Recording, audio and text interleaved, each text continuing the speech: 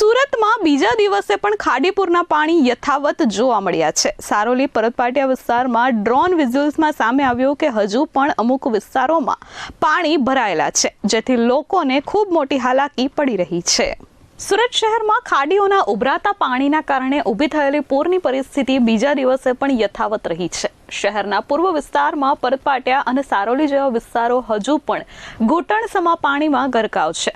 Drone કેમેરામાં કેદ થયેલા દ્રશ્યોમાં ચારેય તરફ માત્ર પાણી જ પાણી નજરે પડી રહ્યું છે, જેના કારણે હજારો રહીશો અને વાહન ચાલકો ભારે મુશ્કેલીમાં મુકાયા છે। ઉપરવાસમાં પડેલા વરસાદના કારણે ખાડીઓ ઓવરફ્લો થઈ રહી છે। સીમાડા ખાડી હાલમાં પણ ભયજનક સપાટીએ વહી રહી છે। ખાડીમાં પાણીનું જળસ્તર ખૂબ જ વધારે હોવાથી સારોલી અને પરતપાટિયા સહિતના નજીકના નીચાણવાળા વિસ્તારોમાંથી પાણીનો નિકાલ થઈ શકતો નથી, જેથી ખાડી નજીકના મુખ્ય રસ્તાઓ અને સોસાયટીઓમાં હજુ પણ જળબંબાકારની પરિસ્થિતિ બનેલી છે। સુરતના ટેક્સટાઇલ અને વેપાર કરતા વિસ્તારો પરતપાટિયા અને સારોલી વિસ્તારમાં બીજા દિવસે પણ જળબંબાકારની પરિસ્થિતિમાં કોઈ સુધારો આવ્યો નથી।